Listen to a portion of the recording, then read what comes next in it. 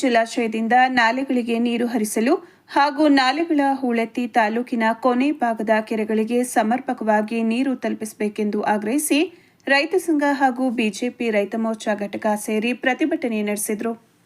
ಪಟ್ಟಣದ ಹೇಮಾವತಿ ಕಚೇರಿ ಮುಂಭಾಗ ಕರ್ನಾಟಕ ರಾಜ್ಯ ರೈತ ಸಂಘ ಹಾಗೂ ಬಿಜೆಪಿ ರೈತ ಮೋರ್ಚಾ ಘಟಕದ ಪದಾಧಿಕಾರಿಗಳು ಕಾರ್ಯಕರ್ತರು ಸೇರಿ ನೂರಾರು ಸಂಖ್ಯೆಯಲ್ಲಿ ಹೇಮಾವತಿ ಕಚೇರಿಗೆ ಮುತ್ತಿಗೆ ಹಾಕಿ ಅಧಿಕಾರಿಗಳ ವಿರುದ್ಧ ಧಿಕ್ಕಾರ ಕೂಗಿ ಪ್ರತಿಭಟನೆ ನಡೆಸಿದರು.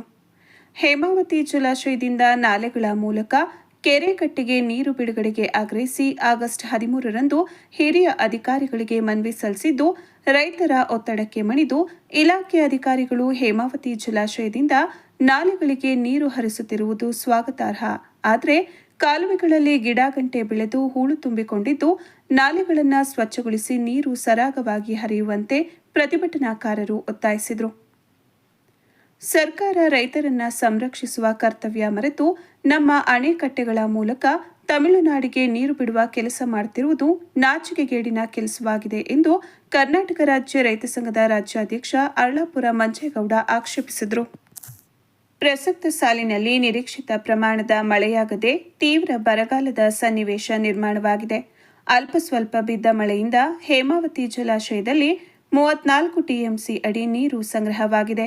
ಅದನ್ನು ಕೂಡಿಡುವುದರ ಜೊತೆಗೆ ಎಡ ಮತ್ತು ಬಲದಂಡೆಯ ನಾಲೆಗಳ ಮುಖಾಂತರ ನೀರು ಹರಿಸಿ ಕೆರೆ ಕಟ್ಟೆಗಳನ್ನು ತುಂಬಿಸಿ ಜನ ಜಾನುವಾರುಗಳಿಗೆ ಮತ್ತು ರೈತಾಪಿ ವರ್ಗದ ಬೆಳೆ ಸಂರಕ್ಷಣೆಗೆ ಅಗತ್ಯ ನೀರೊದಗಿಸಬೇಕೆಂದು ಬಿಜೆಪಿ ಜಿಲ್ಲಾ ಪ್ರಧಾನ ಕಾರ್ಯದರ್ಶಿ ನಂಬಿಹಳ್ಳಿ ಗಿರೀಶ್ ಒತ್ತಾಯಿಸಿದರು.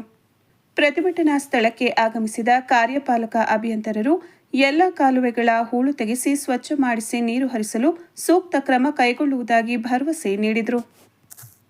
ಪ್ರತಿಭಟನೆಯಲ್ಲಿ ರೈತ ಸಂಘದ ರಾಜ್ಯ ಗೌರವಾಧ್ಯಕ್ಷ ಅಂಜನಪ್ಪ, ರಾಜ್ಯ ಸಂಚಾಲಕ ಚಂದ್ರು ಸಾಹುಕಾರ್, ಸಂಘದ ಕಾರ್ಯದರ್ಶಿ ಜಾರ್ಜ್, ಜಿಲ್ಲಾ ಗೌರವಾಧ್ಯಕ್ಷ ಪ್ರಕಾಶ್, ಜಿಲ್ಲಾಧ್ಯಕ್ಷ ಪುಟ್ಟಣ್ಣ, ಯುವ ಘಟಕದ ಜಿಲ್ಲಾಧ್ಯಕ್ಷ ಗಿರೀಶ್, ಜಿಲ್ಲಾ ರೈತ ಮೋರ್ಚಾ ಪ್ರಧಾನ ಕಾರ್ಯದರ್ಶಿ ನಾಗೇಶ್ ಹಿರಿಬೀಳ್ತಿ ಸೇರಿದಂತೆ ರೈತ ಮುಖಂಡರು ಹಾಗೂ ಪ್ರಗತಿಪರ ಸಂಘಟನೆಯ ಮುಖಂಡರುಗಳು ಭಾಗವಹಿಸಿದರು.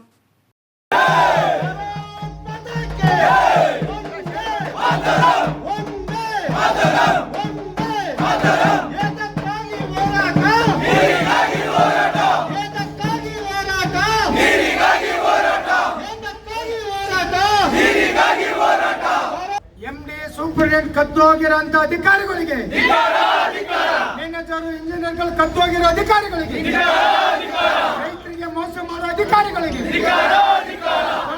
ತೊಲಗಲಿ ಕಳ್ಳ ಅಧಿಕಾರಿಗಳು ರಾತ್ರಿ ತಮಿಳುನಾಡಿಗೆ ನೀರು ಬಿಡೋದಾದ್ರೆ ಇನ್ಮೇಲೆ ರಾಜ್ಯಕ್ಕೆ ಜನ ಸುಮ್ಮನೆ ಕೂರಲ್ಲ. ಈಗೇನು ನೀರು ಬಿಟ್ಟಿದ್ದೀರಿ ತಕ್ಷಣಕ್ಕೆ ಈ ಸೂಪರಿಂಟೆಂಡೆಂಟು ಇಂಜಿನಿಯರ್ಗಳು ಎಲ್ಲ ಇನ್ಸ್ಪೆಕ್ಟರ್ಗಳು ಕೆರೆ ಏರಿ ಮೇಲೆ ಚಾನಲ್ ಏರಿ ಮೇಲೆ ನಿಂತ್ಕೊಂಡು ಕೆರೆ ಕಟ್ಟಿಗೆ ನೀರು ತುಂಬಿಸ್ಬೇಕು, ಜನಜನಗಳ ನೀರು ತುಂಬಿಸ್ಬೇಕು.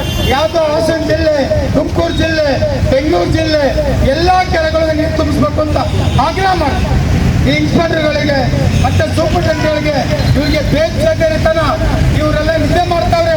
ನಿದ್ದೆ ಮಾಡ್ದಂಗೆ ಎಬ್ಬರ್ಸಕ್ಕೆ ನಾವು ಇವಾಗ ಅಲ್ಲಿಗೆ ಹೋಗ್ತಾ ಇದ್ದೀವಿ. ಎಲ್ಲ ಮುಚ್ಕೊಂಡವೆ, ಊನೆತ್ತಿಲ್ಲ. ಯಾರನ್ನಪ್ಪ ಕೇಳೋದು ನಾವು? ಒಬ್ಬರಿಲ್ಲ.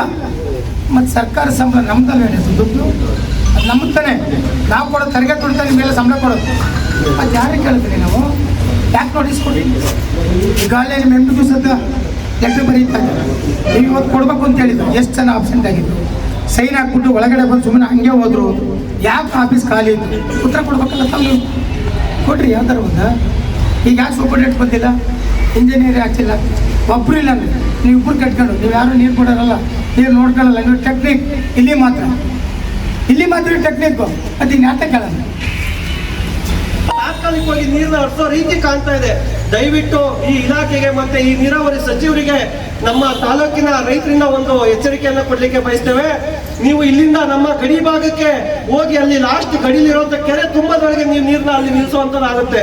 ದಯವಿಟ್ಟು ಈ ಅಧಿಕಾರಿಗಳು ಅದನ್ನ ಜಾಗೃತಗೊಂಡು ಪ್ರತಿ ಕೆರೆಕಟ್ಟೆಗಳು ಈ ತಾಲೂಕಿನಲ್ಲಿ ಕೆರೆಕಟ್ಟೆಗಳು ತುಂಬಿದ ಒಂದು ರೌಂಡ್ ಸರ್ವೆ ಮಾಡಿ, ತುಂಬಿದ ನಂತರ ಇಡೀ ಜಿಲ್ಲೆಯಾದ್ಯಂತ ಸರ್ವೆ ಮಾಡಿ ಎಲ್ಲ ರೈತರುಗಳ ಮುಖೇನ ಅವರ ಹತ್ರ ಒಂದು ಮನವಿನ ಕೇಳಿ, ಅವರ ಸಲಹೆಗಳನ್ನ ಕೇಳಿ, ಹೌದು ನಮ್ಮ ತಾಲೂಕಿನಲ್ಲಿ ಕೆರೆಕಟ್ಟೆಗಳೆಲ್ಲ ತುಂಬಿದೆ ನಮ್ಮ ಜಿಲ್ಲೆಯಲ್ಲಿ ಅಂತ ರೈತರದು ಮಾಹಿತಿ ಬಂದಾದ ನಂತರ ನೀವೇನಿದ್ರು ಮುಂದಿನ ಕ್ರಮ ತಗೊಳ್ಬೇಕು ಅಂತ ಈ ಮುಖೇನ ಕೇಳ್ಕೊಳ್ತೀವಿ. ಹಾಗಾಗಿ ಇಲ್ಲಿ ಏನು ಇವತ್ತು ಸಂಘದ ಒಂದು ರೈತ ಕರ್ನಾಟಕ ರೈತ ಸಂಘದಿಂದ ಒಂದು ಬೃಹತ್ ಪ್ರತಿಭಟನೆ ಕರೆದಿದ್ದೀರಾ. ಈ ಪ್ರತಿಭಟನೆಗೆ ಯಾವಾಗಲೂ ಬಿಡದಿ ಆಗಿರ್ಬೋದು, ಕೋಲಾರ ಆಗಿರ್ಬೋದು, ನಮ್ಮ ರಾಜ್ಯಾಧ್ಯಕ್ಷರು ವಿಜಯಣ್ಣ ಆಗಿರ್ಬೋದು, ನಮ್ಮ ಯಡಿಯೂರಪ್ಪ ಆಗಿರ್ಬೋದು, ನಮ್ಮ ವಿರೋಧ ಪಕ್ಷ ನಾಯಕರು ಅಶೋಕಣ್ಣ ಆಗಿರ್ಬೋದು, ಯಡಿಯೂರಪ್ಪ ಯಾವಾಗ ರೈತರ ಪರ ಚಿಂತನೆಯನ್ನು ಇಟ್ಕೊಂಡು ರೈತರಿಗೆ ಬೆಂಬಲ ಕೊಡುವಂತದ್ದಾಗುತ್ತೆ. ಅದೇ ರೀತಿ ಹಾಸನದಲ್ಲಿ ಯಾವುದೇ ರೈತರು ಸಂಕಷ್ಟದಲ್ಲಿ ಇದ್ದಾರೆ ಅಂತ ನಮ್ಮ ಪಕ್ಷಕ್ಕೆ ಗೊತ್ತಾದ್ರೆ ನಾವು ಅಲ್ಲಿ ಹೋಗುವಂತದ್ದಾಗುತ್ತೆ. ಹಾಗೆ ನಮ್ಮ ಮಂಜೇಗೌಡರ ನೇತೃತ್ವದಲ್ಲಿ ಇವತ್ತು ಒಂದು ಬೃಹತ್ ಪ್ರತಿಭಟನೆ ಮಾಡಿರೋದು ನಮ್ಮ ತಾಲೂಕಿನ ಜನಗಳೆಲ್ಲ ದಯವಿಟ್ಟು ಇವ್ರಿಗೆ ಕೈ ಜೋಡಿಸ್ಬೇಕು ಅಂತ ನಾನು ಈ ಮುಖೇನ ತಾಲೂಕಿನ ಜನಗಳಲ್ಲಿ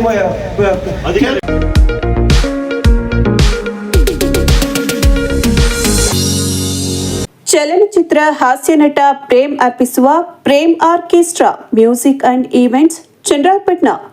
ಗಣೇಶೋತ್ಸವ, ಕನ್ನಡ ರಾಜ್ಯೋತ್ಸವ, ಮದುವೆ ಶುಭ ಸಮಾರಂಭ, ಹುಟ್ಟಿದ ಹಬ್ಬಗಳ ಮ್ಯೂಸಿಕ್ ಈವೆಂಟ್ಸ್ ಮತ್ತು ಜಾನಪದ ಗೀತೆ, ಸುಗಮ ಸಂಗೀತ, ಹರಿಕತೆ, ಗೀತ ಗಾಯನ, ಭಕ್ತಿಗೀತೆ, ಭಾವಗೀತೆ, ಹಾಸ್ಯಲಾಸ್ಯ ಹಾಗೂ ಸಾಮಾಜಿಕ ನಾಟಕಗಳಿಗಾಗಿ ಸಂಪರ್ಕಿಸಿ.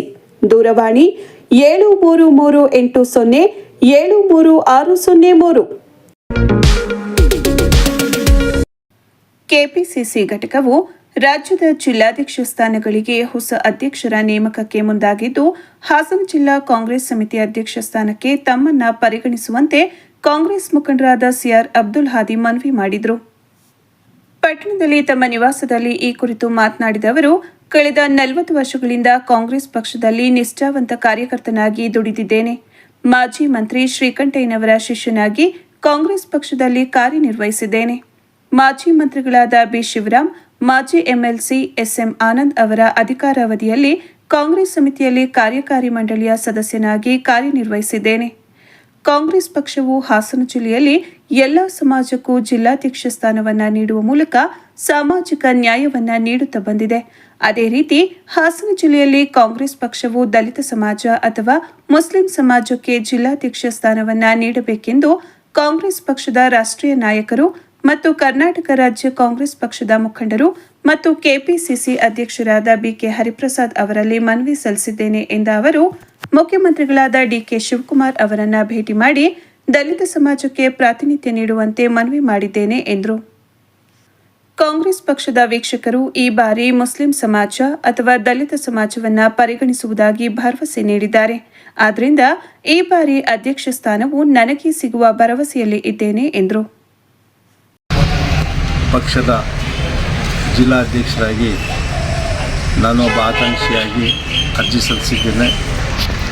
ಹಾಸನ ಜಿಲ್ಲೆಯಲ್ಲಿ ಎಲ್ಲ ಸಮುದಾಯಕ್ಕೂ ಕಾಂಗ್ರೆಸ್ ಪಕ್ಷದ ಜಿಲ್ಲಾಧ್ಯಕ್ಷರಾಗಿ ಪ್ರಾತಿನಿಧ್ಯ ಕಾಂಗ್ರೆಸ್ ಪಕ್ಷ ನೀಡಿದೆ.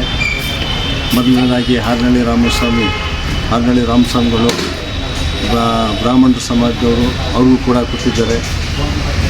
ಒಕ್ಕಲಿಗರ ಸಮಾಜದಲ್ಲಿ ಜಿ ಪುಟ್ಟಸ್ವಾಮಿಗಳು ಕೊಟ್ಟಿದ್ದಾರೆ, ಬಿ ಶಿವರಾಮಿಗೆ ಕೊಟ್ಟಿದ್ದಾರೆ, ಎಸ್ ಎಂ ಆನಂದಿಗೆ ಕೊಟ್ಟಿದ್ದಾರೆ. ಲಿಂಗಾಯತ ಸಮಾಜದಲ್ಲಿ ಜಿ ಸಿದ್ದಪ್ಪನ ಕೊಟ್ಟಿದ್ದಾರೆ. ಅದಾದ ನಂತರ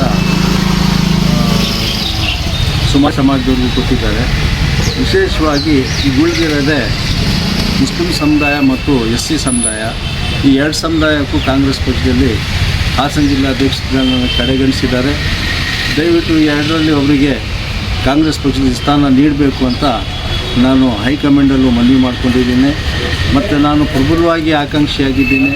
ಖರ್ಗೆಯವ್ರಿಗೂ ಸಹ ಭೇಟಿ ಮಾಡಿ ನಾನು ನಮ್ಮ ಸಮಾಜದ್ದು ಮತ್ತು ಇದು ದಲಿತ ಸಮಾಜದ ಬಗ್ಗೆ ತಿಳಿಸಿದ್ದೀನಿ. ರಾಜ್ಯಾಧ್ಯಕ್ಷರಾದ ಸನ್ಮಾನ್ಯ ಬಿ ಕೆ ಹರಿಪ್ರಸಾದ್ ಅವ್ರಿಗೂ ತಿಳಿಸಿದ್ದೇನೆ ಮತ್ತು ಹಲವಾರು ಅಹಿಂದ ನಾಯಕರನ್ನು ಕೂಡ ನಾನು ತಿಳಿಸಿದ್ದೇನೆ. ಎಲ್ಲರೂ ಕೂಡ ಪ್ರಬಲವಾಗಿ ನನ್ನನ್ನು ಅವರು ಸಹಾಯ ಮಾಡೋಕ್ಕೆ ನನ್ನನ್ನು ಭಾಷೆ ಕೊಟ್ಟಿದ್ದಾರೆ. ಆದರೆ ನಾನು ಪ್ರಬಲವಾಗಿ ಆಕಾಂಕ್ಷಿಯಾಗಿದ್ದೀನಿ. ಈ ಜಿಲ್ಲೆಯಲ್ಲೂ ಕೂಡ ನಾನು ಎಲ್ಲ ಕಾರ್ಯಕರ್ತರಲ್ಲೂ ಮತ್ತು ಪಕ್ಷದ ಮುಖಂಡರಲ್ಲಿ ಮನವಿ ಮಾಡ್ಕೊಳ್ಳೋದೇನಪ್ಪ ಅಂತ ಅಂದರೆ, ಇಲ್ಲ ನನ್ನನ್ನು ಪರಿಗಣಿಸಿ, ಇಲ್ಲ ಅಂತಂದರೆ ದಲಿತ ಸಮಾಜದವ್ರನ್ನ ಪರಿಗಣಿಸಿ ಹಾಸನ ಜಿಲ್ಲಾ ಅಧ್ಯಕ್ಷ ಸ್ಥಾನವನ್ನು ನೀಡಬೇಕು ಅಂತ ತಮ್ಮಲ್ಲಿ ನನ್ನ ಕಳಕಳಿಯ ಮನವಿ.